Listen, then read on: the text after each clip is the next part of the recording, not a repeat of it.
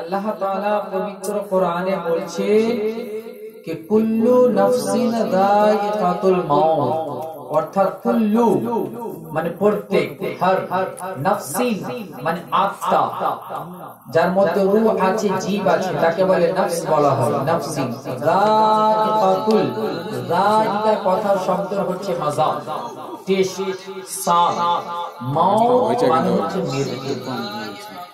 এক কথায় বোঝা গেল যে প্রত্যেক নফসকে, প্রত্যেক আত্মাকে মৃত্যুর স্বাদ গ্রহণ করতে হবে। কথাটা লক্ষ্য করবেন, আল্লাহ তাআলা কোরআন পাকে বলছেন যায়কাতুল মাউত। যায়কা কথার অর্থ হচ্ছে টেস্ট, মাজা, মানে মৃত্যুটা কি জিনিস, এটা প্রত্যেক আত্মাকে এর স্বাদ গ্রহণ করতে হবে, মরতে হবে। এটা তার মানে এখানে কি বোঝা যাচ্ছে যে মানুষ, আমরা যাকে দেখি যে দুনিয়ার বুকে আত্মা বেরিয়ে গেল, তো তার মানে ওই ব্যক্তি চিরদিনের জন্য শেষ তা নয়। আসল জিন্দেগানি মওতের পর শুরু হলো। জোরে বলে বলে এবার প্র্যাকটিক্যালে কয়েকটা কথা বলি, আপনি যেটা সচক্ষে দেখছেন বা বুঝতে পারবেন।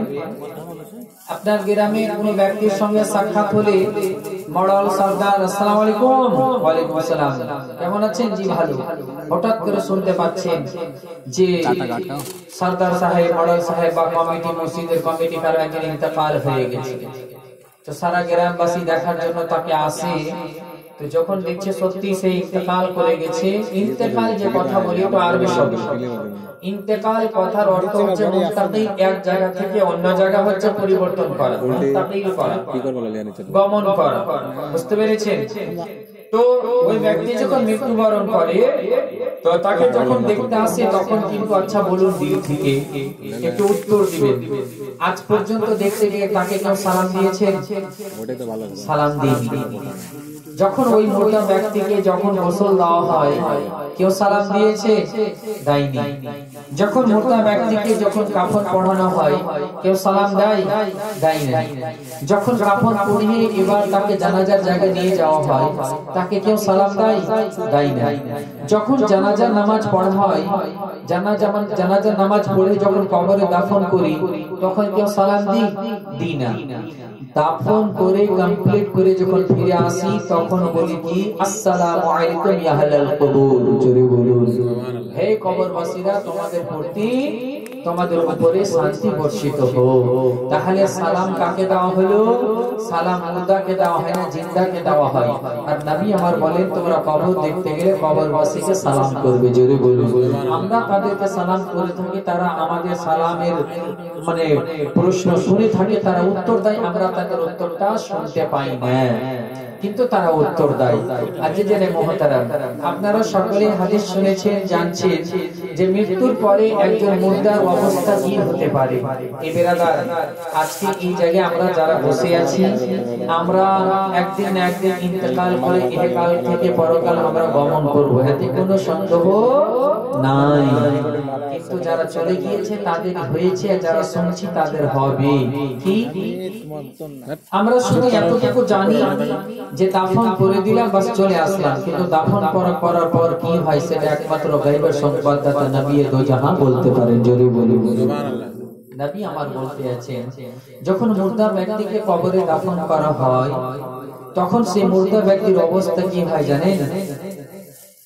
বিশ্ব নবী সাল্লাল্লাহু তাআলা আলাইহি ওয়াসাল্লাম বলেন, যখন মুর্দা ব্যক্তিকে কবরে দাফন করে দেওয়া হয়, কবরে দাফন করে দেওয়ার পরে মুর্দা ব্যক্তিকে ওই কবর সর্বপ্রথমে এমন ভাবে চাপ দেয় যে তার হাড়গুলো চূর্ণ বিচূর্ণ হয়ে যায়।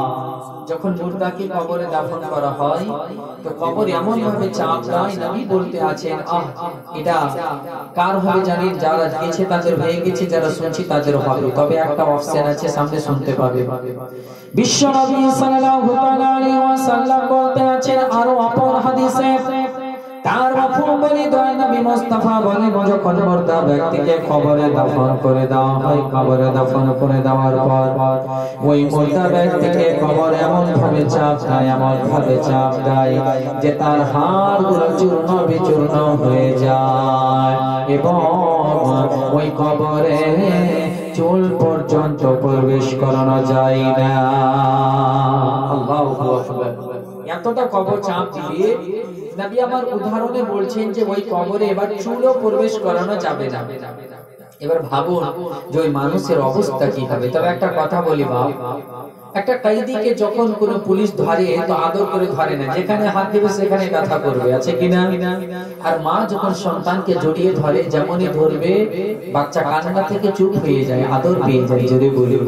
তো মা যখন ধরলো জড়িয়ে তো বাচ্চা চুপ হয়ে গেল, আর পুলিশ যখন একটা কয়েদিকে ধরে তো কান্না করতে লেগে যায়। তো দুটার মধ্যে পার্থক্য আছে, এ ধরছে আযাব দেওয়ার জন্য আর এ ধরছে আদর দেওয়ার জন্য, জোরে বলুন।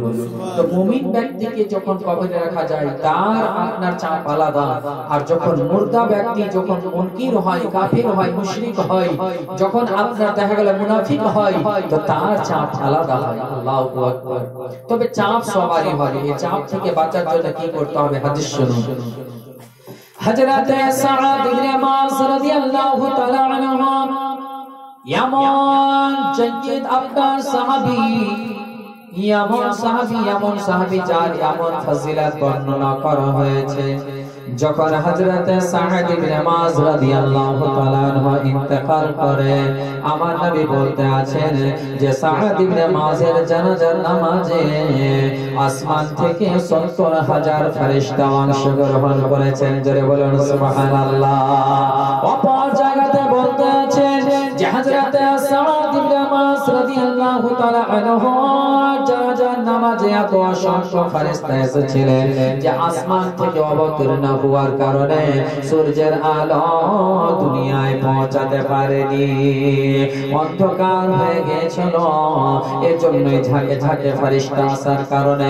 তবে বলুন তো দেখি, যেই ফেরেশতা এত ফেরেশতা যার জানাজার নামাজে অংশগ্রহণ করেছে, সেই সাঈদ ইবনে মাস রাদিয়াল্লাহু তাআলা আনহুকে যখন জানাজার নামাজের পরে কবরে দফন করা হয়, কবরে দফন করে দেওয়ার পর এবার ওই কবর এবার দেখতে পাচ্ছে একদিক থেকে সবে মাটি দিয়ে চলে আসে, দফন করা হয়ে গেল।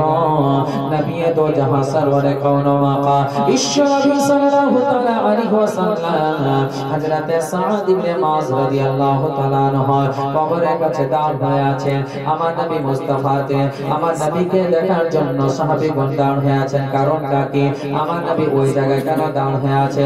হঠাৎ করে দেখতে পেলেন আমার বিশ্ব নবী সাল্লাল্লাহু তাআলা আলাইহি ওয়াসাল্লামের চেহারা মোবারকের রং পরিবর্তন হয়ে গেল, এমন পরিবর্তন হয়ে গেল, এমন পরিবর্তন হয়ে গেল।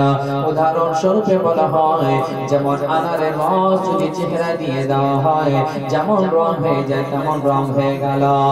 হঠাৎ করে দেখতে পেলাম আমার বিশ্ব নবী সাঈদ ইবনে মাসের কবরখানা ধরে তাকবীর লাগাতে শুরু করলেন। আল্লাহু আকবার, সুবহানাল্লাহ, আলহামদুলিল্লাহ পাঠ করতে আছে, রিওয়ায়াতে বর্ণনা করতে আছে সাহাবীগণেরা আমার বিশ্ব নবী যেমন তাসবিহ পাঠ করে সাহাবীগণেরাও আমার নবীর শুনে শুনে তাসবিহ পাঠ করতে আরম্ভ করলেন। হঠাৎ করে তাসবিহ পাঠ করতে করতে তারপর আমার নবী মুস্তাফা সাল্লাল্লাহু তাআলা আলাইহি ওয়াসাল্লাম রে মা তাসবিহ পাঠ করা বন্ধ করে দিলেন। কিছুক্ষণ পর এবার আমার নবী মুস্তাফার চেহারা মোবারক খানা দেখতে লাগলেন, যেমন ছিল তেমন হয়ে গেল। জোরে বলুন। সাহাবীগণেরা জিজ্ঞাসা করতে লাগলেন, ইয়া রাসূলুল্লাহ, ইয়া হাবিবাল্লাহ, ফিদাকা উম্মি, হুজুর আপনার পরকালে আমাদের পিতামাতা কুরবান। হুজুর একটা আমাদের জানার বিষয় ছিল। নবী আমার বললেন, বলো বলো। বলে, ইয়া রাসূলুল্লাহ, ইয়া হাবিবাল্লাহ, নবী গো, হুজুর আজকে আমরা ব্যাপারটা বুঝতে পারলাম না। বলে, কি হয়েছে বলো। বলে, ইয়া রাসূলুল্লাহ, হঠাৎ করে আপনার চেহারাখানা দেখলাম রং পরিবর্তন হয়ে গেল। আপনি সাঈদ ইবনে মাসের কবরখানা ধরে তাসবিহ পাঠ করছিলেন হুজুর, তার সাথে আমরা পাঠ করলাম, আবার আপনি তাসবিহ পাঠ করা বন্ধ করে দিলেন। আপনার চেহারা রং তেমনই হয়ে গেল হুজুর, কারণটা কি? হুজুর আপনাকে দেখলাম আপনি তাসবিহ পাঠ করছিলেন, তাসবিহ বন্ধ করলেন, আপনার চেহারার রং পরিবর্তন হয়ে গিয়েছিল, হুজুর কারণটা কি? যেমন বলে দেওয়া হযরত সাঈদ ইবনে মাস রাদিয়াল্লাহু তাআলা হব। এই খবরের কথা আমার নবী মুস্তাফা বলতে শুরু করলেন। ও আমার সাহাবীগণেরা শোনো, যখন সাদ ইবনে মাসকে কবরে দাফন করা হয়, কবরে দাফন করে দেওয়ার পর আমি দেখতে পেলাম কবর চাপ দিতে আরম্ভ করে। আমি নবী সহ্য করতে পারলাম না, আমি আল্লাহর কাছে তাসবিহ পাঠ করলাম, তার বদৌলতে সে কবরের চাপখানা বন্ধ হয়ে গেল। যেমন বলে দাও সাহাবীগণেরা প্রশ্ন করলেন, ইয়া রাসূলুল্লাহ, ইয়া হাবিবাল্লাহ, নবী গো, হুজুরের কবরের চাপখানা প্রত্যেকের কবরে হবে কি হুজুর? আমার নবী মুস্তাফা বলতে আছেন, ও আমার সাহাবীগণেরা শোনো, আর যদি কেউ কবরের চাপ থেকে রেহাই পেত, সর্বপ্রথমে সাদ ইবনে মাস কবর থেকে চাপ থেকে রেহাই পেত। সাহাবীরা বলছে, ইয়া রাসূলুল্লাহ, কবরের চাপ কি প্রত্যেকের কবরে হবে? আমার নবী বলছেন, হে আমার সাহাবীরা শোনো, এই কবরের চাপ যদি সর্বপ্রথমে যদি কেউ রেহাই পেত তো সাদ ইবনে মাস। যেমন বলে দাও সাহাবীগণেরা বলতে লাগলেন, ইয়া রাসূলুল্লাহ, ইয়া হাবিবাল্লাহ, নবী গো, তাহলে হুজুর আপনি আজকে সাদ ইবনে মাসের কবরে আছেন, আজকে আমাদের কবরে যদি কালকে আপনি না থাকেন হুজুর, আমাদের কি অবস্থা হবে? যেমন বলে দেওয়া আমার বিশ্ব নবী সাল্লাল্লাহু আলাইহি ওয়াসাল্লাম চুপ হয়ে খামোশে দাঁড় হয়ে আছে।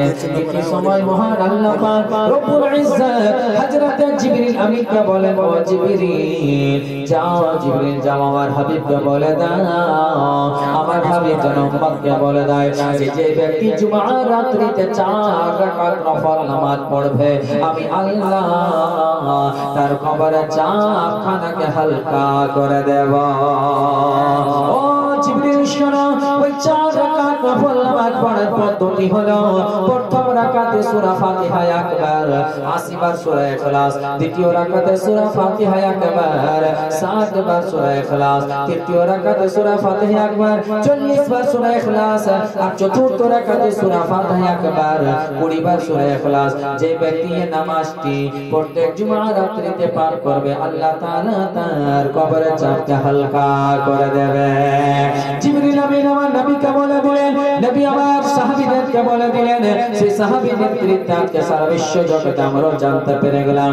বুজরাদার মিল্লাত ইসলামিয়া যেই নামাজের কথা কানা বলা হলো, আমার নবী সাহাবীদেরকে শুনিয়ে দিলেন। বৃহস্পতিবার দিন গিয়ে, যেটা শুক্রবারের রাত বলা হয়, যেমন ধরুন আজকে 12টার দিনে 12টার পরে যে জুমার নামাজ হলো 1টার দিকে, তো দিনটা ছিল শুক্রবার, আর গত রাত আজকে রাত যেটা আছে না, গত রাত যেটা ছিল ওটা শুক্রবারের রাত, মানে বৃহস্পতিবার দিবাগত রাত যেটা, সেটা হচ্ছে শুক্রবারের রাত, যেটা জুমার রাত। তো জুমা মানে শুক্রবারকে বলা হয়, আরবিতে জুমা বলা হয় শুক্রবারকে। তো সেই দিনকার রাত্রে মানে বৃহস্পতিবার দিন গিয়ে রাত মাগরিবের পর সূর্যাস্তের, মানে বৃহস্পতিবারের সূর্যাস্তের পরে যে রাত হলো ওটা হচ্ছে জুমার রাত। তো বৃহস্পতিবার দিন গিয়ে রাতে এশা নামাজ পর যেই ব্যক্তি 4 রাকাত নফল নামাজ পড়বে, সেই নফল নামাজ পড়ার পদ্ধতি হলো কি, নিয়ত করতে হবে এভাবে, নাওয়াইতু নুসাল্লিয়া লিল্লাহি তাআলা 4 রাকাতে সালাতি নফল মুতাওয়াজ্জিহান ইলা জিহাতিল কাবাতি শরীফাতে আল্লাহু আকবার। এটা হয়ে গেল। তারপরে আল্লাহু আকবার বলে হাত বেঁধে নিলেন, তারপরে সানা পড়বেন, সুবহানাকা আল্লাহুম্মা ওয়া বিহামদিকা ওয়া তাবারাকা ইসমুকা ওয়া তাআলা জাদ্দুকা ওয়া লা ইলাহা গায়রুকা। তারপর প্রথম রাকাতে সূরা আউযু বিল্লাহ, তারপরে বিসমিল্লাহ, তারপর সূরা ফাতিহা মানে আলহামদুলিল্লাহি রাব্বিল আলামিন, এই সূরাটি একবার, তারপর 80 বার সূরা ইখলাস, কুল হুয়াল্লাহু আহাদ, এই সূরাটি, তারপর রুকু সাজদা করে দ্বিতীয় রাকাতে দাঁড়, দ্বিতীয় রাকাতে সূরা ফাতিহা একবার, তারপর 60 বার সূরা ইখলাস মানে 20 বার কমে গেল, তারপরে রুকু সাজদা করে আত্তাহিয়াত পড়ে উঠে গেল, তৃতীয় রাকাতে সূরা ফাতিহা একবার, তারপরে 40 বার সূরা ইখলাস, কুল হুয়াল্লাহু আহাদ, তারপর রুকু সাজদা করে চতুর্থ রাকাতে দাঁড় হয়ে গেল, সূরা ফাতিহা একবার একবার 20 বার সূরা ইখলাস। তো এবার কথা হচ্ছে একটা প্রশ্ন, মাওলানা 80 বার যে পড়বো কি করে মনে রাখবো? তো একটা শুধু পদ্ধতি আপনাকে বলতে পারি, যেহেতু নামাজে তো তাসবিহ করা যাবে না, এটা আমালে কাসীর হয়ে যাবে, আর আমালে কাসীর হলে নামাজ আপনার ভঙ্গ হয়ে যাবে। তো কথা হচ্ছে আপনি এতটুকু করতে পারেন, আল্লাহ তাআলা আপনার হাতে 5টা করে আঙ্গুল দিয়েছে, তাহলে 2 হাতে 10টা আঙ্গুল। তো হাতের উপরে, বাম হাতের উপরে যখন ডান হাত থাকলো, তো একবার যেমন পাঠ করলেন কুল হুয়াল্লাহু আহাদ আল্লাহুস সামাদ লাম ইয়ালিদ ওয়া লাম ইউলাদ ওয়া লাম ইয়াকুল লাহু কুফুয়ান আহাদ, তো বৃদ্ধ আঙ্গুলটা একটু দাবিয়ে দিবেন, তারপরে একটু এই শাহাদাত আঙ্গুল দাবিয়ে দিলেন, তারপর আওসাত আঙ্গুল দাবিয়ে দিলেন, তারপর আঙ্গুল, তারপর কর্ণ আঙ্গুল দাবিয়ে দিলেন, তারপর এদিকে একটা করে, দুটা করে, তিনটা করে, চারটা করে, 5টা করে আপনি বুঝে গেলেন। তারপরে ইশারা একটু শুধু, তো ইশারা তো বুঝলেন 5, আর এদিকে 5, 10 হয়ে গেল। তাহলে 8 10 এ 80, 6 10 এ 60, 4 10 এ 40, 10 দুনা 20। এতটুকু শুধু আপনাকে পদ্ধতি বলতে পারি, আর উপর আর কিছু করা যাবে না। তো এই নামাজটি ইনশাআল্লাহ যেই ব্যক্তি পড়বে, এতে কি জানেন, 3 বার যদি কোনো ব্যক্তি সূরা ইখলাস তেলাওয়াত করে, তো আল্লাহ তাআলা তাকে এক খতম কোরআন তেলাওয়াত করার সওয়াব আতা করে। জোরে বলুন সুবহানাল্লাহ। তাহলে 80 বার যদি আপনি একটা নামাজে প্রথম রাকাতে তেলাওয়াত করেন, তাহলে এদিকে 80, আর এদিকে 60, আর এদিকে 40, আর এদিকে হচ্ছে 20। সুবহানাল্লাহ। তার মানে এক নামাজে 4 রাকাত নামাজে টোটাল আপনার কত পড়া হচ্ছে জানেন? প্রায় মানে পাক্কা 200 বার পড়া হচ্ছে সূরা ইখলাস। তাহলে 200 বার যদি সূরা ইখলাস পড়েন, তো কত খতমের সওয়াব পেলেন? জোরে বলুন সুবহানাল্লাহ। তো বিরাদার মুআজ্জাজ মুহতারাম, তো এই আমলটা দেখুন বাবা, অ্যাকচুয়ালি সব আমলই আমরা ক্যাপচার করতে পারবো, ক্যাচ করতে পারবো, ধরতে পারবো, কিন্তু আমরা করি না। তার কারণ কি জানেন? মধ্যে আমাদের খাউফে ইলাহি নেই, আল্লাহর ভয় নেই। আল্লাহর খাউফ যদি আমাদের অন্তরে থাকে, তাহলে দেখবেন যে আযাব থেকে বাঁচার জন্য, আল্লাহকে রাজি করার জন্য যেটা সম্ভব সেটাই করবে। কিন্তু প্রত্যেক মানুষের খাউফ কেমন হওয়া দরকার জানেন? কেমন খাউফ হওয়া দরকার জানেন? বলবো একটা উদাহরণ। এরকম যদি ভয় থাকতো মানুষের অন্তরে, আল্লাহর ভয় অন্তরে এভাবে যদি থাকতো, যেমনটা কারেন্টের তার দেখতে গেলে মরে গেলেও হাত দিবে না, তেমন যদি আল্লাহর ভয় থাকতো, মরে গেলেও গুনাহ করতো না। আজকে 33,000 কারেন্টের তার যাচ্ছে, কাউ বলুন তো যে তারে হাত দিন তো, লাখ কেন কোটি টাকা দিলেও যাবে না, হাত দিতে যাবে জেনে যে ধরলেই মরে যাবে। তো বেরাদার, এরকম যদি ইয়াকিন থাকে এটার উপরে যে এই গুনাহ করলেই আযাব, করব না, কারণ আল্লাহ আযাব দিবে। যেরকম কারেন্টের তার দেখে ভয় ছিল, তেমন যদি অন্তরে এটা ইয়াকিন থাকে যে জাহান্নামের আগুনে পুড়তে হবে, সহ্য করতে পারবো না, তাহলে একটা মানুষের দ্বারা এতগুলো ভুল হতো। আজকের দিনটা দেখুন, এই রমজান মাস রানী, রমজান বলা হয়েছে রমজান মাসে যে একটা গুনাহ করবে, ওই গুনাহটা যেদিন করবে তখন থেকে আগামী রমজান পর্যন্ত ওই গুনাহটা তার লিখেই হবে। আল্লাহু আকবার। তো আজকে যারা ফজরের নামাজ ছেড়েছে, জোহরের নামাজ ছেড়েছে, আসরের নামাজ ছেড়েছে, মাগরিবের নামাজ ছেড়েছে, ঈশার নামাজ ছেড়েছে, আজকে যারা মিথ্যা কথা বলেছে, আচ্ছা বলুন তো এগুলো কি গুনাহ না? গুনাহ কবিরা। তাহলে আজকে কত বড় বড় গুনাহ করা হলো, এই গুনাহগুলো করেছে, একবারও কি আমরা ভেবেছি যে এত বড় আমি গুনাহ করলাম, আল্লাহর নাফরমানি করলাম? তো বিরাদার মুআজ্জাজ মুহতারাম, যদি এই গুনাহগুলো করে, তো আপনার কবরে কি হবে জানেন? আমরা সকলে জানি, কবরে মুর্দাকে দাফন করার পরে যে মুনকার নাকির ফেরেশতা আছে, তাই না? কিন্তু তার আগে রুমাল, কিতাবে বলা হয়েছে রুমাল কোথা যাবে, রুমাল। তো রুমাল ফেরেশতা আপনার ওই কবরে আসে, আর আসার পরে এই যে যা যা করছি তার কিন্তু আপনাকে দলিল দিতে হবে, লিখে দিতে হবে। কি? যেমন ওই কবরে মুর্দা ব্যক্তিকে দাফন করে দেওয়ার পর কবরে চাপ হয়ে যাওয়ার পরে মুনকার নাকির ফেরেশতা আসার পূর্বে একজন ফেরেশতা আছে, যার নাম হচ্ছে রুমাল ফেরেশতা। আমার বিশ্ব নবী সাল্লাল্লাহু আলাইহি ওয়াসাল্লাম বলেন, ওই রুমাল ফেরেশতা ওই মুর্দা ব্যক্তির কবরে আসার পরে রে মা,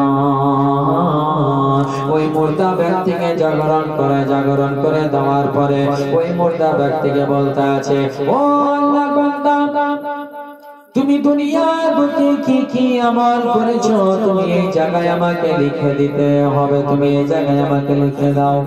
মুর্দা ব্যক্তি তখন বলতে, আচ্ছা আল্লাহর ফেরেশতাকে, ও আল্লাহর ফেরেশতা আমি এই জায়গায় কেমন করে আমি লিখে দেব? এর জন্য আমার কাছে কোনো খাতা নাই, কোনো কলম নাই, কোনো কালি নাই, আমি কেমন করে লিখবো? রুমান ফেরেশতা বলতে আছে, তোমাকে খাতা নিয়ে চিন্তা করতে হবে না, তোমাকে কলম নিয়ে চিন্তা করতে হবে না, তোমার কালি নিয়ে চিন্তা করতে হবে না। বলে কেন চিন্তা করতে হবে না? এর জন্য শোনো, তোমার কাপড়ের কোনার দিক থেকে কাপড়খানাকে ছিঁড়ে তুমি খাতা রূপে ব্যবহার করো। মুর্দা ব্যক্তি বলতে আছে, খাতা তো পেয়ে গেলাম, কলম কোথায় পাবো? রহমতের এদিকে রুমাল ফেরেশতা বলতে আছে যে তোমার হাতের শাহাদাত আঙ্গুল খানাকে তুমি কলম রূপে ব্যবহার করো। এবার মুর্দা ব্যক্তি বলতে আছে, আমি কালি কোথায় পাবো? বলে কালি নিয়ে তোমাকে কোনো চিন্তা করতে হবে না। বলে কেন? বলে এর জন্য তোমার মুখের থুতুকে তুমি কালি রূপে ব্যবহার করো। এবার ওই মুর্দা ব্যক্তির মা দুনিয়ার বুকে যা যা কাজ করেছি, আপনার 5 ওয়াক্তের নামাজ পড়েছে লিখে দিল, রমজানের রোজা রয়েছে লিখে দিল, যাকাত দিয়েছে লিখে দিল, নেক কাজ করেছে লিখে দিল, দরুদ শরীফ পাঠ করেছে লিখে দিল, সালাত ওয়া সালাম পাঠ করেছে লিখে দিল, দান খয়রাত করেছে লিখে দিল, যা যা নেক কাজ হয় সমস্ত নেক কাজ লিখে দিল। কিন্তু বাবা প্রত্যেক মানুষের কোনো না কোনো একটা গুনাহ থেকে যায়। দেখা গেল গুনাহ থেকে গিয়েছে, এবার যেমন গুনার কথা লিখতে যাবে, আর ওই মুর্দা ব্যক্তি লিখছেন না, যেমন বন্ধ হয়ে যাওয়া, চুপ হয়ে যাওয়া। রুমান ফেরেশতা বলে গেলে বন্ধ করে দিলে লিখা, এবার তোমার বন্ধ কাজগুলোকে লিখো। ওই মুর্দা ব্যক্তি বলতে আছে, আমাকে লিখতে লজ্জাবোধ হচ্ছে। বলে শোনো, এই জায়গায় লজ্জাবোধ করে লাভ নাই। গুনাহ করার সময় লজ্জা তুমি করনি, শরম করনি, হায়া করনি, এই জায়গায় তোমার লজ্জাবোধ করা হবে না। তবুও লিখতেছি না।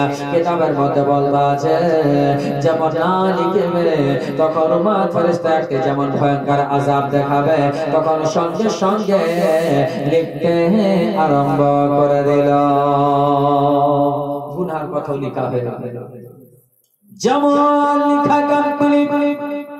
লিখা যখন তার পরিপূর্ণ হয়ে গেল, এবার লেখা সমাপ্তি করে দিয়ে এবার রুমাল ফেরেশতা বলতে আছে, এটাকে তুমি তোমার গলাতে সুন্দর করে তুমি ঝুলিয়ে না। গলায় ঝুলিয়ে নিল বাবা, আর বলে এটা নিয়ে তুমি মিজানে যাবে। এবার রুমাল ফেরেশতার কাছে শ্রেমা, এবার ওই কবরে আসবে মুনকার নাকির। যে মুনকার নাকির হাদিস শরীফের মধ্যে বলা হয় যে মুনকার নাকির ফেরেশতা, দুইজন ফেরেশতা, একজনের নাম হচ্ছে মুনকার, একজনের নাম হচ্ছে নাকির। ওই দুজন ফেরেশতা প্রত্যেকের কবরে আসবে। জোরে বলুন সুবহানাল্লাহ। যেই মুনকার নাকির সম্পর্কে বলা হয় একদম মাথা থেকে পা পর্যন্ত চুকচুকে কালা, চোখগুলো আগুনের মতো লাল, আর চুলগুলো আপনার মাথা থেকে পা পর্যন্ত ঝুলবে। এমত তাদের শক্ল সুরত, এই মতো শক্ল সুরত নিয়ে আসবে ওই মুর্দা ব্যক্তির কাছে। তবে মা বোনেরা, যারা নামাজি হবে, নেককার, পরহেজগার, মুত্তাকি হবে, হাদিস শরীফের মধ্যে বলতে আছে, যখন আপনার নেককার ব্যক্তি কবরে রুমাল আপনার মুনকার নাকির ফেরেশতা আসবে, বলতে আছে যেমন পা দিয়ে পায়ের দিক থেকে আসবে, তখন ওই ব্যক্তি যদি নামাজি হয়, নামাজ কবরে দাঁড় হয়ে যাবে। মুনকার নাকিরকে নামাজ বলবে, ও মুনকার নাকির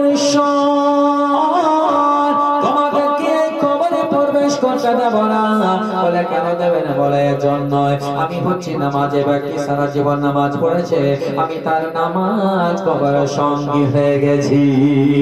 আমি তোমাদেরকে কবরে প্রবেশ করতে দেব না। এবার যেমন ডান দিক থেকে আসবে, রমজানের রোজাদার হয়ে গেল, রোজা বলতে আছে ও মুনকার নাকির শোনো শোনো, আমি হচ্ছি রোজা। এই ব্যক্তি রমজান মাসে রোজা রাখতো, আমি তার কবরের সঙ্গী হয়ে গেছি। যেমন বাম দিক থেকে আসবে রে মা, বাম দিকে যাকাত দাঁড় হয়ে গেল। যাকাত বলতে আছে এই ব্যক্তি যাকাত দিত, এই ব্যক্তি দান দিত, আমি তার যাকাত আমি দাঁড় হয়ে আছি, তোমাদেরকে এই কবরে প্রবেশ করতে দেব না। যেমন মাথার দিক থেকে প্রবেশ করতে আসবে মা, মাথার দিকে তার দান সদকা নেক আমল দরুদ শরীফ সব কিছু আমল দান হয়ে যাবে।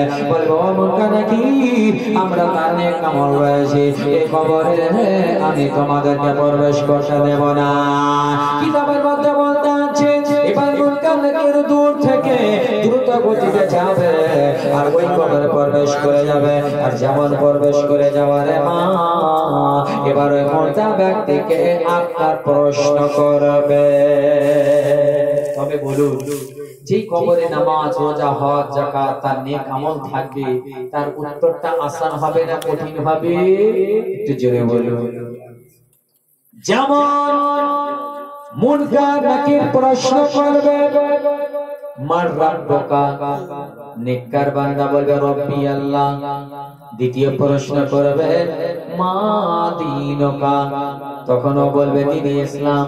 তারপর তৃতীয় প্রশ্ন নবী আমার দাঁড় হয়ে থাকবেন আর ইশারা করবেন মা কুনতা তাকুলু ফি হাযার রাজুল, তুমি এই ব্যক্তির সম্পর্কে কি বলতেছিলে? তখন বলবে আশহাদু আল্লা ইলাহা ইল্লাল্লাহ ওয়া আশহাদু আন্না মুহাম্মাদান আবদুহু ওয়া রাসূলুহু। জোরে বলুন সুবহানাল্লাহ। ও মা বোনেরা, এর জন্য বলে দেই যে নবীকে না দেখে আছে সালাত ও সালাম পড়তে আছে, যে নবীকে না দেখে দরুদ শরীফ পাঠ করে, যে নবীকে না দেখে ফজরের সময় সালাম পড়ে, যে নবীকে না দেখে আপনার বাবা ঝুমে ঝুমে দরুদ পড়ে, সেই নবীকে যখন একজন আশিক রাসূল সামনে দেখেন তখন কি বলবে? জোরে বলুন। এর জন্য কবি বলছেন कि कब्र में सरकार आए तो मैं कदमों में गिरूं, गर फरिश्ते यूं उठाए तो मैं उनसे यूं कहूं, अब तो पाए नाज से मैं ऐ फरिश्तों क्यों उठाऊं, अब तो पाए नाज से मैं ऐ फरिश्तों क्यों उठाऊं, मर के पहुंचा हूं यहाँ इस दिलरुबा के वास्ते, तड़पा के उनके कदम में मुझको इराद शाह, जिस वक्त हो लहदा में, जिस वक्त हो लहदा में ज़ियारत रसूल की, हाँ जिस वक्त हो लहदा में ज़ियारत रसूल की, क्यों करना मेरे दिल में हो उल्फत रसूल की, हाँ उल्फत रसूल की।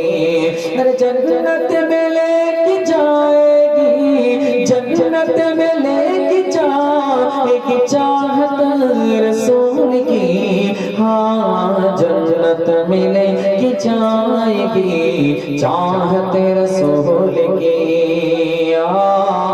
कि पूछे जो नबी मन नकीर कब्र में, कि पूछे जो नबी मन नकीर कब्र में, पूछे जो नबी मन नकीर कब्र में,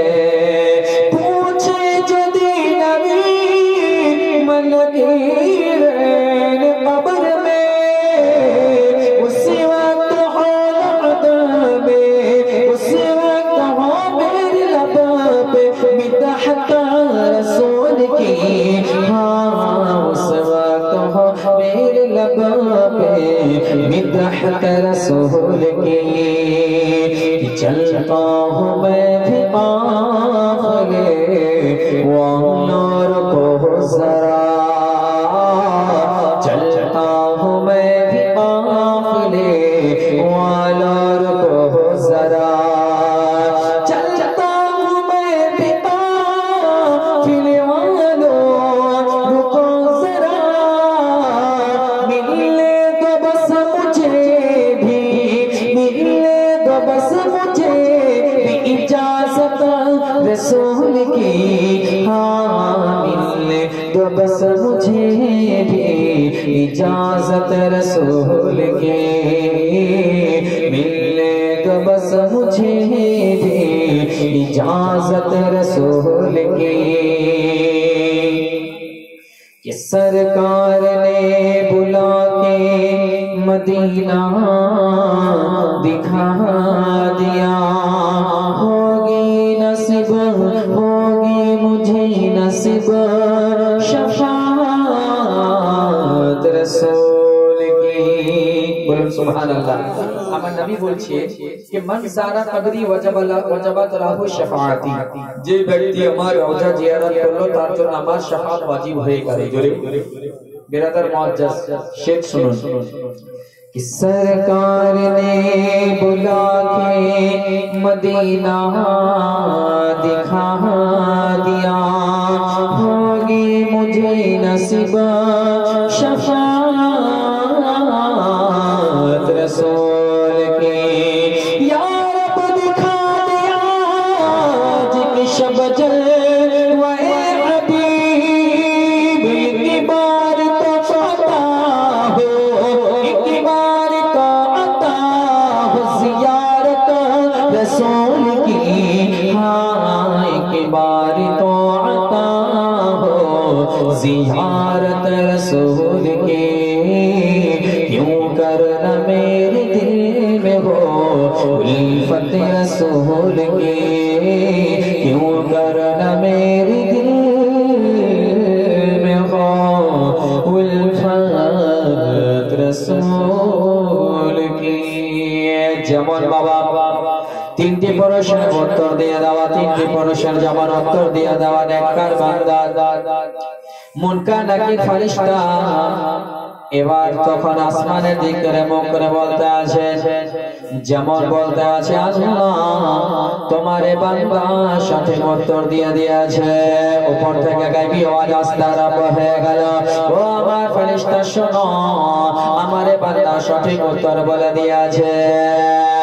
যাও যাও তার জন্য জান্নাতের দরওয়াজা খানাকা খুলে দাও, জান্নাতের হাওয়া পৌঁছে দাও, কবরখানাকে হাতে নিগাহ পর্যন্ত কুশাদা করে দাও, আর তার নাকি নিগাহ যতদূর পর্যন্ত যাবে কুশাদা করে দাও, জমিন থেকে আসমান পর্যন্ত কবরখানাকে খোলামেলা করে দাও, আর তাকে দুলহার মতো ঘুমিয়ে দাও। নাম কানামাতিল উরুস, জোরে বলে বলে আমরা এই যে উরুস বলি না, যেমন আগামী কালকে দাঁড়িয়ে পরে উরুস আছে না, এই উরুস কথার অর্থ হচ্ছে দুলহা, দুলহা। তো আল্লাহ তাআলা বলছে ফেরেশতা আমার ওই নেক সালেহ বান্দাকে দুলহার মতো ঘুমিয়ে দাও। নাম কানামাতিল উরুস, নাম ফিল আমরে এসে নাম তুমি ঘুমাও, কানামাতিল উরুস যেমন দুলহা ঘুমায়, যেমন দুলহা ঘুমায় কেমন আরাম সে ঘুমিয়ে গেল। এ বেরাদার তখন ঘুমাবে, উঠবে কখন? কিয়ামতের ময়দানে। তো তখন থেকে কিয়ামতটা কত কাছে লাগবে জানেন? মনে হচ্ছে আসর থেকে মাগরিবের যে সময়টা তার কাছে সেই সময়টা যদি বলে। আর কিয়ামতের দিন হচ্ছে 50,000 বছরের একটা দিন, কিন্তু জান্নাতি ব্যক্তির কাছে মনে হবে আসর থেকে মাগরিবের মতো সময়টা। জোরে বলে পুল সে রাস্তা হবে 30,000 বছরের রাস্তা, কিন্তু জান্নাতি ব্যক্তির জন্য বিজলির মতো চমকে চটাচট করে যেমন বিজলি চমকে চলে যায়, তেমন চমকে জান্নাতে চলে যাবে। তাহলে দুনিয়াতে যদি আল্লাহকে রাজি করার জন্য নেক সালেহ পরহেজগার বানা যায়, গুনাহ থেকে বাঁচা যায়, নেকির দিকে যাওয়া যায়, তাহলে দেখুন জান্নাত এত নিকটে সুবহানাল্লাহ, সেই মুহূর্তের মধ্যে চলে যাবে জান্নাতে। কিন্তু আজি জেনে মুহতারাম আমরা নিজেরাই আমরা কঠিন করছি, আর যারা উত্তর দিতে পারবে না তার অবস্থা কি হবে? যেমন মুনকার নাকির ফেরেশতা ওই মুর্দা ব্যক্তিকে জিজ্ঞেস করবে যে দুনিয়ার বুকে আপনার কোন নেক কাজ করেনি বাবা, আল্লাহকে রাজি করেনি, তাকে যখন প্রশ্ন করবে মার রাব্বুকা, বলবে হায় হায় লা আদরি, বলবে মা দীনুকা, বলবে হায় হায় লা আদরি, বলবে মা কুনতা তাকুলু ফি হাযার রাজুল, বলবে হায় হায় লা আদরি। ফেরেশতা বলবে তখন যে আমরা জানতাম তুমি এটাই উত্তর দিবে, বলে তুমি কোথায় তাই এরকম কেন করলে, তুমি এরকম কেন করলে বলো। বলবে যেটা মানুষকে বলতে শুনেছে সেটাই বলেছি। তখন গায়বী আওয়াজ আসবে, আওয়াজ আসবে, আল্লাহ তাআলা বলবে ও আমার ফেরেশতা, এই আমার এই বান্দা সঠিক উত্তর দিতে পারেনি, তার জন্য কবরকে সংকীর্ণ করে দাও, কবরকে আগুনে ভরে দাও। জাহান্নাম থেকে একজন এবং কোন কিতাবে বলা হয়েছে দুইজন ফেরেশতা আযাবের জন্য চলে আসবে। ওই কবরের মা যেই কবরে তিনটি প্রশ্নের উত্তর দিতে পারলো না, সেই কবরে জাহান্নাম থেকে দরগা আসবে, আপনার জাহান্নাম থেকে ফেরেশতা আসবে আযাব নেওয়ার জন্য। আর ওই কবরে আপনার আযাব শুরু হয়ে যাবে।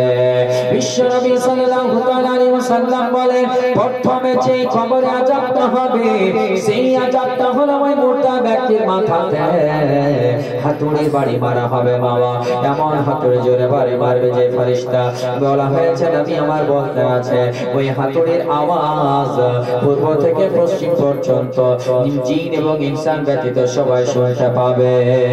যেই ফেরেশতা আযাব নেবে কিতাবের মধ্যে বলা হয় যে আযাবের ফেরেশতা ওই কবরে থাকবে, ওই ফেরেশতা চোখ দিয়ে দেখতে পাবে না, কান দিয়ে শুনতে পাবে না।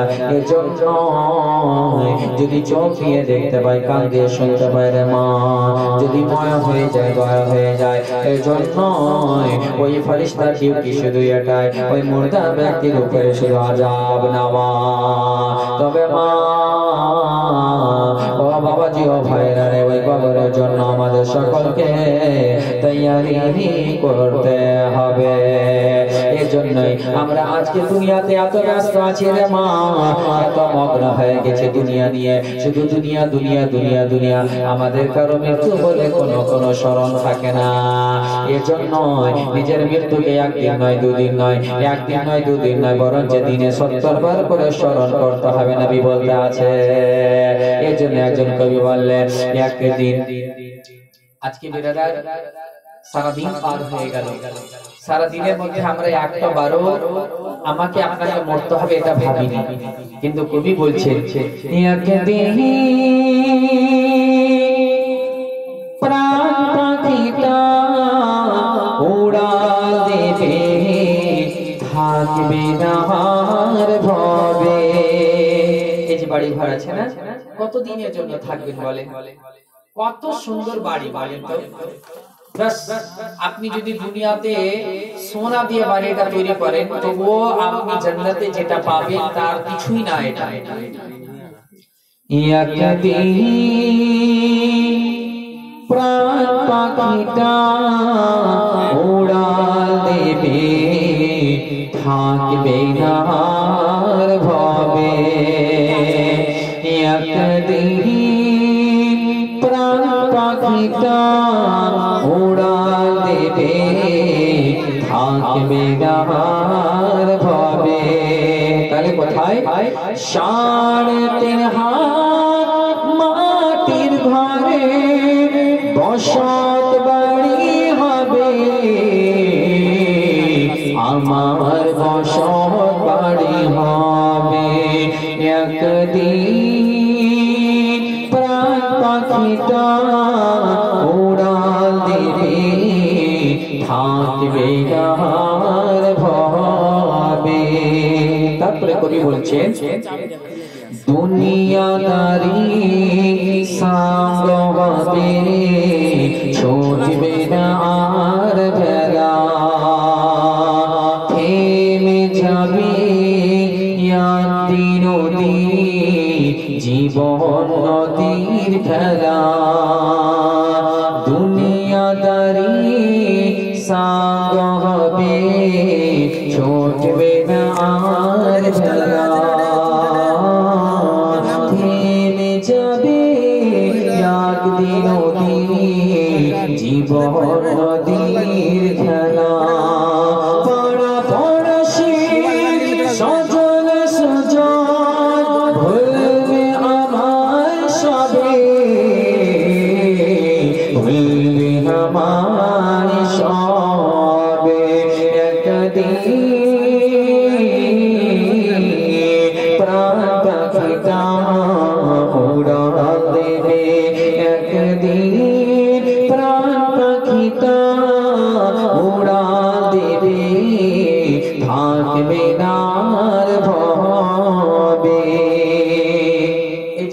না, আজকে আমরা দুনিয়া নিয়ে ব্যস্ত, বাড়ি গাড়ি টাকা পয়সা ধন দৌলত এই সমস্ত কিছু নিয়ে আমরা ব্যস্ত থাকি। আজিজের মুহতারাম, আজকে কত ভালো লাগছে না, গ্রামের সঙ্গে প্রতিবেশীদের সঙ্গে বসে রয়েছি, ইফতারি করছি, উঠা বসা করছি। এই বেরাদার একদিন এই প্রাণ পাখিটা, এই আপনার রূহ আত্মাটা আপনার একদিন চলে যাবে আপনাকে ছেড়ে, সেদিন আপনার জিসিমটা মুর্দা হয়ে যাবে। একদিন প্রাণ পাখিটা উড়া দেবে, থাকবে না আর ভাবে,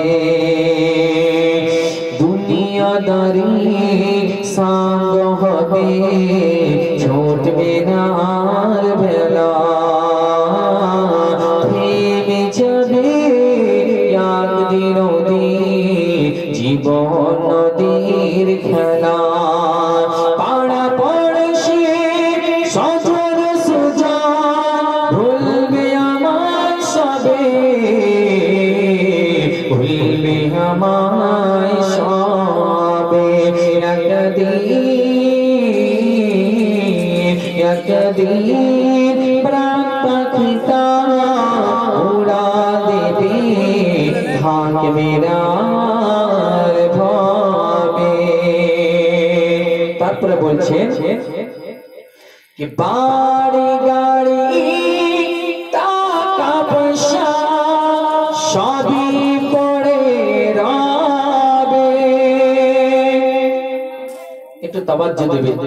3.5 হাত মাটির ঘরে বসত বাড়ি হবে, নিথর দেহে ঠাঁই হবে না দালান কোঠার ঘরে। বাড়ি গাড়ি টাকা পয়সা, বাড়ি গাড়ি টাকা পয়সা সবই পড়ে রবে, আরে সবই পড়ে রবে।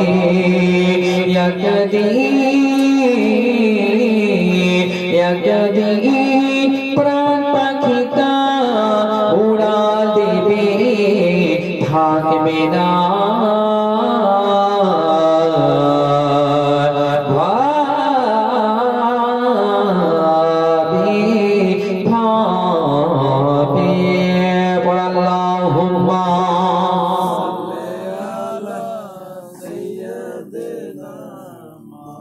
مولانا محمد وعلى آله سيدنا مولانا محمد صلى الله تعالى عليه وسلم।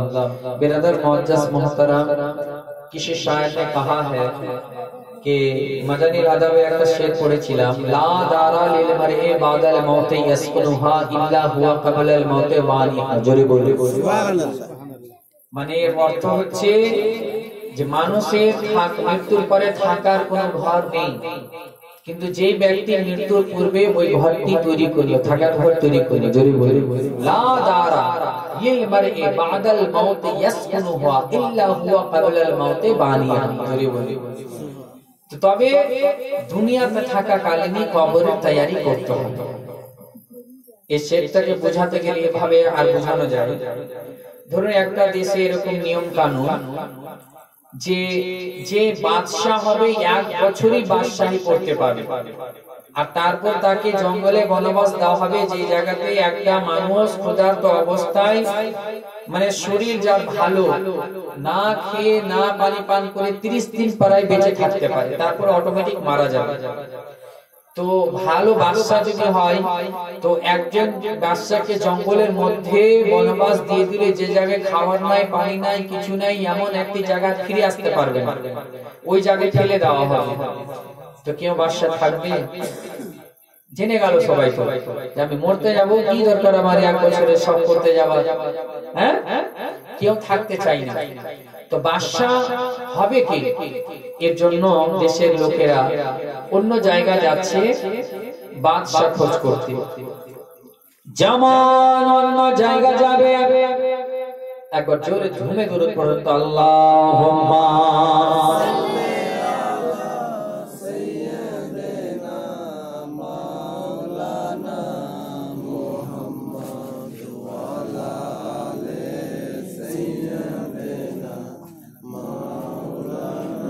محمد اللهم سيدنا مولانا محمد وعلى آله سيدنا محمد সাল্লাল্লাহু তাআলা আলাইহি ওয়াসাল্লাম। যেমন বাবা ওই দেশের লোকেরা অন্য দেশে বাদশা খোঁজ করার জন্য যায়, একটি নদী পার হবে, নদী পার হওয়ার সময় বাবা একটা নৌকাতে তারা আরোহণ করলো। মাঝি নৌকা চালিয়ে যায়, আর মাঝি জিজ্ঞাসা করতে আছে, ভাই তোমরা কোথায় যাবে? বলে বলিও না গো, আমরা খুব চিন্তিত। বলে কেন? বলে এর জন্যই আমাদের দেশের বাদশাকে যে বানাবো কোন বাদশা পাওয়া যায় না। বলে কি কেন? বাদশা পাওয়া যায় না? বলে না। বলে কেন? মাঝির একটু চালাক হয়, নৌকা চালিয়ে চালিয়ে বিভিন্ন ধরনের লোকের সঙ্গে কথা বলে বলে গল্প শুনে শুনে বুদ্ধি এমনি তৈরি হয়ে যাবে। তো বলছে কেন?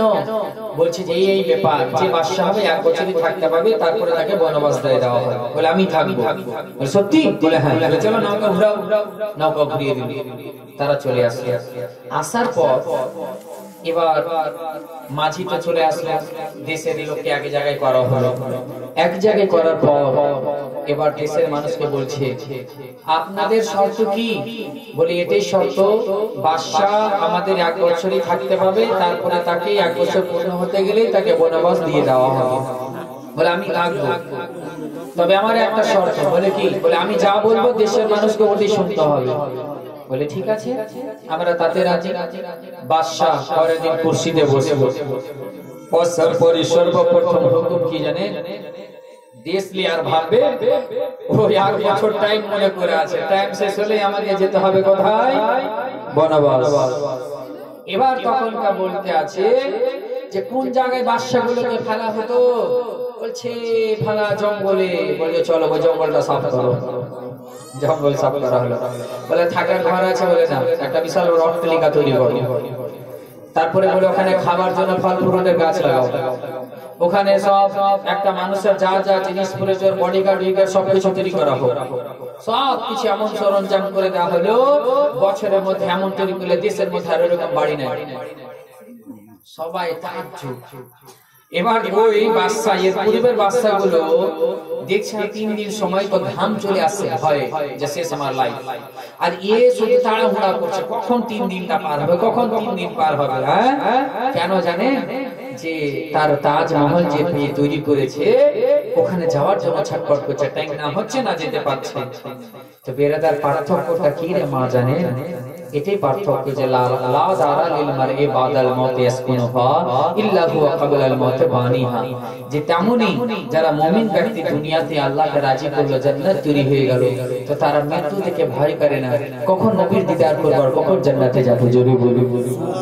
আর যারা গুনাহ করে থাকে, যদি বলে যায় তুমি ডাক্তার বলে দিয়েছে তুমি একটা মাছ বাঁচবে, তো তুই আচার ধাপার বাড়ি ঘর বিক্রি কর, কি করে বাঁচা যাবে? এ বেরাদার, আমরা মুসলমান বাঁচার চেষ্টা করি, কিন্তু মরার না। হাত্তাকে মৃত্যু থেকে বাঁচে কোনো লাভ নেই, বরঞ্চ মৃত্যুর পর জাহান্নাম থেকে বাঁচার চেষ্টা করো। মৃত্যু থেকে বাঁচার চেষ্টা করে লাভ নাই, জাহান্নাম থেকে বাঁচার চেষ্টা করুন, জিন্দেগি কামিয়াব হবে। আর মৃত্যু থেকে বেঁচে কি করবে? আচ্ছা আজকে বেঁচে গেলে 10 বছর পর আবার তো মৃত্যুর কাছে আসতে হবে। আচ্ছা আবার বেঁচে গেলে তারপর কতদিন বাঁচবেন বলেন? কতদিন? 60 বছর, 70, 80, 90, 100, তারপরে তো আবার যেতে হবে। তো যখন যেতেই হবে তো ওখানে তৈরি করুন না বাবা। আজকে রমজান মাস চলছে না, এই রমজান মাসের দ্বিতীয় 10 দিন আরম্ভ হলো। এটা হচ্ছে ইস্তেগফারের প্রথম 10 দিন রহমত, দ্বিতীয় 10 দিন ইস্তেগফার, আর তৃতীয় 10 দিন হচ্ছে নাজাত। তো আজকে এই ইস্তেগফার যে আপনার বখশিশের জন্য চলছে, এই বখশিশের জন্য এই টাইমগুলোতে বেশি বেশি ইস্তেগফার করুন, তওবা করুন, সব সময় ইস্তেগফার বেশি বেশি তেলাওয়াত করুন, আল্লাহর কাছে মাফি চাওয়ান। এই রমজান মাসটা এমন একটি মাস যে 11 মাসে বান্দা আল্লাহর কাছে যদি ক্ষমা না করাতে পারে তো রমজান মাসে সুযোগ দেয়। জোরে বলুন সুবহানাল্লাহ। কিন্তু আজকে মুসলমান আমরা রমজান মাস কি আমরা তার গুরুত্ব বুঝলাম না। মনে হয় না যে অনেক জায়গায় দেখে মনে হয় না যে এটা রমজান মাস। আজিজেনে মুহতারাম এমন ভাবে কাটান না, এমন ভাবে জীবন তৈরি করুন যে সুবহানাল্লাহ বিহামদিহি, যেন মৃত্যুর পরে যেন লজ্জিত না হতে হয়। রাসূল পাক জিজ্ঞেস করবে কবরে, হে আমার উম্মত বলো তোমার মডেলের অবস্থা কি? হাদিস শরীফের মধ্যে আছে যখন একজন এই মডেল থেকে কি ইন্তেকাল করে কবরে যায়, তাকে আমার নবী এই উম্মতগুলোর কথা জিজ্ঞাসা করবে। জোরে বলুন সুবহানাল্লাহ। আমার নবী জিজ্ঞাসা করে, হে আমার উম্মত বলো মডেলের গ্রামের আমার উম্মতদের খবর কি, তারা কেমন আছে? তো আমার ওই মুমিন ভাই যখন কবরে আমার নবীকে বলে যদি সবাই নেক কাজ করে তো বলবে ইয়া রাসূলুল্লাহ সবাই আপনার উপরে ঝুলে ঝুলে দরুদ পড়ে, সারা নেক আমল করে, তো নবী খুশি হবে। আর যদি বলে সবাই গুনাহে লিপ্ত, তাহলে নবী আমার দুঃখ পেয়ে যাবে। যে নবী মুস্তাফা উম্মতের মাগফিরাতের জন্য এখন পর্যন্ত নিজের রওজাত রব্বি হাবলি উম্মতি, রব্বি হাবলি উম্মতি, ময়দানে মাহশারেও বলবে রব্বি হাবলি উম্মতি। জোরে বলুন সুবহানাল্লাহ। আজিজানে মুহতারাম আজকে আমাদের তৈয়ারিটা কি আছে? আজকে আমরা আমার নবী বলতে আছেন সকাল হতে গেলে সন্ধ্যার অপেক্ষা করিও না, আর সন্ধ্যা হতে গেলে সকালের অপেক্ষা করিও না। তাহলে আজকে আমরা কেমন করে বলি যে 10 বছর পরে এটা করব, 1 বছর পরে ওটা করব। আমরা নেক কাজ করি না আর বড় বড় সোচ করছি। হঠাৎ করে কখন কার কি মৃত্যু হয়ে যেতে পারে আমরা শুনি না। হঠাৎ বিশেষ ঘোষণা ফালা জন ইন্তেকাল করে গেছে, এই ব্যক্তি তো কাল থেকে কথা বললো জি মডেল স্ট্যান্ডে, বলে হ্যাঁ লোকটা হঠাৎ মারা গেল জি এ বেরাদার, কি হতে পারে? তাহলে ও ইন্তেকাল করলো, যদি আপনি করে যেতেন তো কি হতো? আচ্ছা এখানে অনেকজন বসে আছেন, আপনার অনেক চিনার পরিচয় বন্ধু বা কাকা চাচা যার সঙ্গে উঠা বসা করতেন, সে আপনার মারা গেছে না, এখন সে কবরে আছে না? আচ্ছা বলুন তো, আর যদি আপনি মরে কবরে থাকতেন, ও যদি এই দুনিয়াতে থাকতো তাহলে কি করতেন? চেঞ্জ করার কিছু পদ্ধতি অবলম্বন করতে হয়। অনেক পদ্ধতি আছে যেগুলোকে আমাদেরকে স্মরণ করতে হবে বাবা। এইজন্যই বলে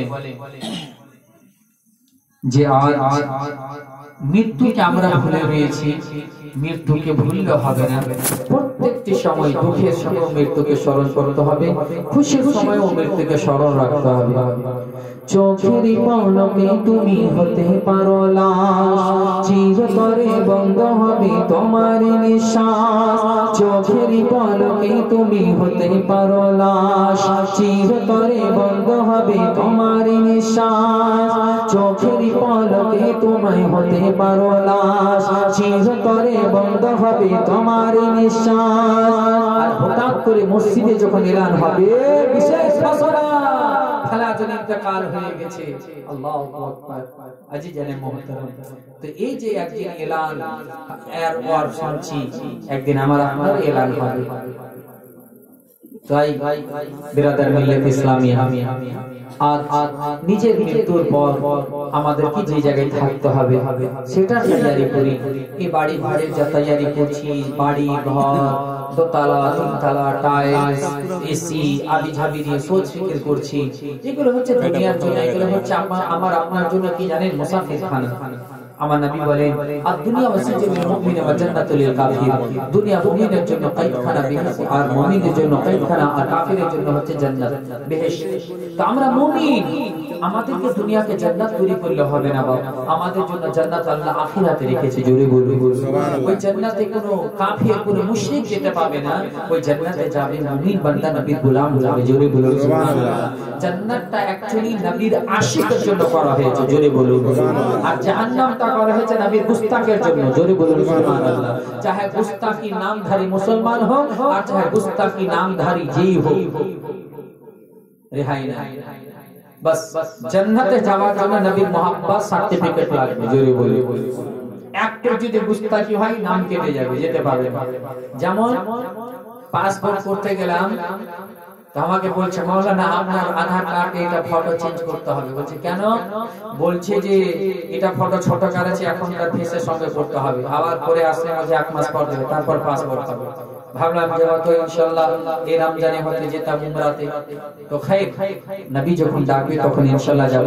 তবে ইনশাআল্লাহ দোয়া করবে এই সালের মধ্যে আপনার চেষ্টায় যখন হোক ইনশাআল্লাহ বের হবে আল্লাহর রহমতে। প্রচুর ব্যস্ততা কাজের মধ্যেও, তবে জিন্দেগিটা আপনি যেমন ভাবে কাটাবেন আল্লাহ তাআলা আপনাকে তেমন ভাবে কাটাতে দিবে। জোরে বলুন সুবহানাল্লাহ। কোরআন বলে লা ইউকাল্লিফুল্লাহু নাফসান ইল্লা উসআহা, আল্লাহ তাআলা किसी नफ्स को मुकल्लफ नहीं बनाता मगर उसकी ताकत के मुताबिक। আজকে অনেকে এখানে আছে ধর্মজি নামাজ, এই কিছুদিন পরে এই ধর্মজি নামাজ কেমন আপনার কি এখন পড়ছেন না, এখন পড়ছেন না, তো আপনাকে সুযোগ দিয়েছে, মাপ আছে, গুনাহ হবে না। এই বেরাদার এক ওয়াক্তের নামাজ যে ব্যক্তি ছেড়ে দেবে সেই ব্যক্তিকে ৮০,০০০ মানে ৮০ কোটি বছর জাহান্নামে থাকতে হবে। আল্লাহু আকবার। ৮০ কোটি বছর জাহান্নামে পড়তে হবে এক ওয়াক্তের নামাজ ছেড়ে দেওয়ার জন্য। এই কথার জন্য আমি একটা প্র্যাকটিক্যালি বলি, কথাটা মনে রাখবেন। কি জানেন জোহরের আজানে কতক্ষণ? জোহরের নামাজে আমাদের কতটা টাইম লাগে? 10 মিনিট 15 মিনিট। আচ্ছা 15 মিনিট টাইম লাগছে ধরেন, তো 15 মিনিট আপনি নামাজ পড়তে যেন না, বাড়িতে একটা কাজ করবেন কাল থেকে। কি করবেন জানেন? আয়রন আছে বাড়িতে, ইস্ত্রি আয়রন, ওই আয়রনটা ফুল হিট দিবেন আর মসজিদে আজান হবে আর সবাই যাবে নামাজ পড়তে, আপনি বাড়িতে ওই আয়রনটা ফুল হিট দিয়ে বুকের উপরে দিয়ে থাকবেন।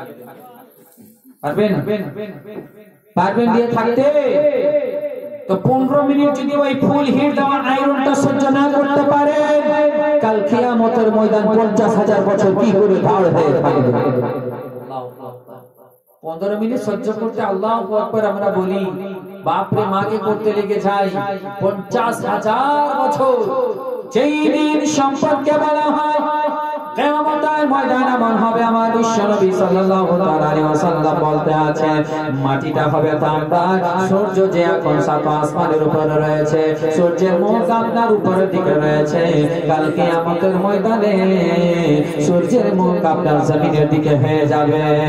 যেই কিয়ামতের ময়দান এমন একটা দিন হবে, যেই একটা দিন এমন একটা দিন হবে 50,000 বছর দিন রে মা। আজকে দুনিয়া বুকে আমরা 40 বছর 50 বছর অতিবাহিত করতে কত কি আমাদের সময় পার হয়ে যায়, কিন্তু রে মা যে 50,000 বছর এমন একটা কঠিন দিন, সেই দিন সবাই নাফসি নাফসি করবে, ভাবুন তো দেখে কেমন হবে। কিন্তু যারা নেককার বান্দা, যারা দুনিয়াতে আল্লাহকে রাজি করেছে, যারা আল্লাহকে রাজি করেছে, রাসূলকে রাজি করে নিয়েছে, তারা কাল কিয়ামতের ময়দানে আরশে আযমের ছায়ার তলে থাকবে। জোরে বলুন সুবহানাল্লাহ। যাদের মন সব সময় মসজিদের দিকে লেগে থাকবে, তারা সেই ছায়ার তলাতে থাকতে পাবে। জোরে বলুন। যারা আপনার ইনসাফওয়ার আদিল হবে, ইনসাফওয়ার হবে, বাদশা হবে, ইনসাফওয়ার, তারা ওই ছায়ার তলে থাকতে পাবে। আজি জানে মুহতারাম বিরাদার মিল্লাত ইসলামিয়া, তো আমাদের মনটা মসজিদে দূরের কথা, নামাজ পড়ার ইচ্ছা নেই, তার আগে যদি একটু লং হয়ে গেল দেরি করে দিল না, মানে মসজিদে মন টিকবে না। হ্যাঁ এই বিরাদার নামাজ যখন পড়বেন, একটা কথা বলি বাপ, সবসময় নামাজ যখন নিয়ত করবেন, নিয়ে এই খুশি আর খুশি পাবেন কেমন করে জানেন? ভাববেন যে আমি কাবা শরীফের সামনে দাঁড়ালাম, মানে এটা তো আপনার খুশি আর খুশি সহজ আসবে না। হাত্তা হাদিসে বলা হয়, আমার নবী বলেন নামাজে যখন দাঁড় হবে তো তখন কি বলবে? এটাই মনে করবে যে আমি আল্লাহকে দেখছি, আমি আল্লাহর সামনে দাঁড় হলাম। যদি আল্লাহকে দেখছি না দেখতে পাও, তাহলে এটা ভাববে আল্লাহ আমাকে দেখছে। জোরে বলুন সুবহানাল্লাহ। তো এখন তো বেরাদার আমাদের ওয়াসওয়াসা কি হয় জানেন? মাওলানা একজন বলছে, মাওলানা সাহেব নামাজ কি করে পড়বো? নামাজের নিয়ত করতে যাচ্ছি, এটা ওটা ভাবনা চিন্তা চলে আসবে না কেন? এই যে মোবাইল, সবসময় ফেসবুকে ব্যস্ত, হোয়াটসঅ্যাপে ব্যস্ত, এই খালি ওয়ার গিবাতে, ওয়ার চুগলিতে, এগুলোতে সব সময় ব্যস্ত। কেমন করে সোচ আসবে না? মেমোরিটা খালি আছে আপনার যেখানে, তো সবসময় দুনিয়া ঢুকছে। এখন আপনি ভেবেছেন সকাল হইতে গেলে একদম যাব ওখানে ফালা ওর কাছে টাকা পাবো, ওর কাছে টাকা পাবো, ওর কাছে নিতে যাবো, এই একদম যেখানে ঘুরছে নামাজ নামাজ আমার হিসাব করছে। এক জায়গাতে বাবা নামাজ পড়তে গিয়ে এক জায়গাতে একটা স্ট্যান্ডার্ড মসজিদ, তো এশার নামাজের টাইমে মাওলানা নামাজ পড়াচ্ছে, তো মানুষ মাত্রই ভুল হয়, তো ইমাম সাহেব 3 রাকাতে বসে গিয়েছে। তো 3 রাকাতে বসে যাওয়ার পর ওই বিরাদার আপনার যে ব্যবসায়িক ব্যক্তি ও কিন্তু দাঁড় হয়ে গেছে।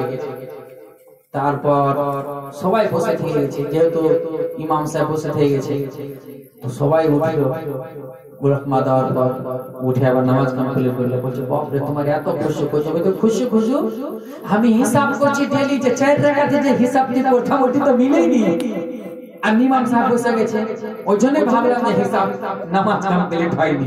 তার দেখেন ওরা কি কি হিসাব ছিল, ওই 4 রাকাতে ওটা যদি হিসাব করতো ওইটি মিলেনি আর হিসাব, ওই জন্য বুঝা গেছে নামাজ কমপ্লিট হয়নি। তো এই হচ্ছে আমাদের নামাজ পড়া।